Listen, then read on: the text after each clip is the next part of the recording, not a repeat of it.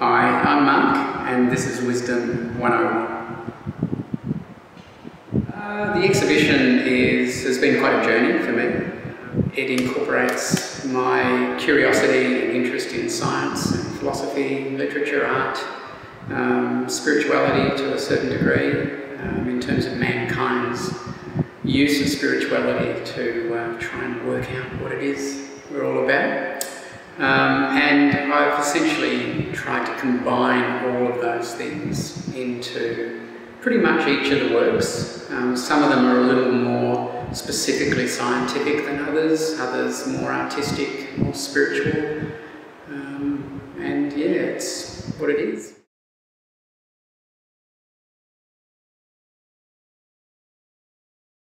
I've initially started out pursuing life science and philosophy studies,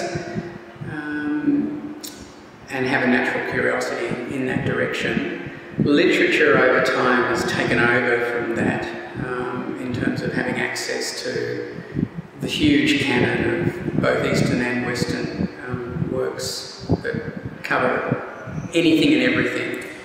My interest in science and almost any of those areas of study that I mentioned earlier, I've been able to find in my visits to galleries, and I think my brain works visually, and whether it's simply a colour field that Mark Rothko might have done, or some very intricate work by any number of other artists, I see things like the symbol phi that I've used in two of the works here, in the proportionality in a lot of that work, in my life science studies, in the proportionality that exists within, for instance, our DNA at a very micro level, through to the exact opposite in the universe, and just that the mind-bogglingness, if that's a word, of the fact that the universe exists. You know, in the Wisdom 101 piece,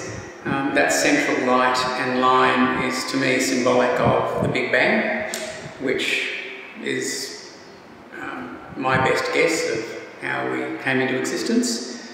Why we came into existence is another question, which some of the other works touch on, and that's probably more on the spiritual end of the spectrum than the scientific. But with that said, Einstein and many other scientists have often drawn a parallel between their serious science work and the imaginings of artists and the philosophizing and spiritual musings of other peoples over the last 5 millennia that have drawn the same sorts of conclusions. Yes, we can study a certain amount. Yes, we can understand an awful lot. Do we have all the answers? Absolutely not. I don't think the answers are so important. It's that quest and that curiosity and the search that I think drives my art practice, and hopefully the sort of thing that comes out in some of these works that viewers will see that may not have been my intention, but they will have their own conversation with the particular work they're looking at.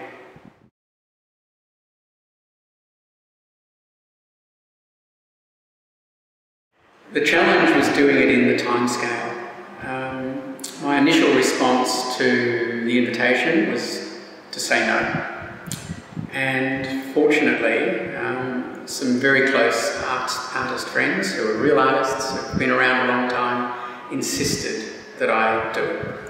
And I think that's the best advice I've ever been given. It was hard work. It was 24/7, often as not. The very last piece was very wet when we hung it, but fresh is best, and it didn't drip too badly. But once it was hung, the relief factor and seeing it on the walls was amazing. Quite a sense of accomplishment, a long, long way to go to achieve what I would like to achieve artistically. But we all have to start somewhere.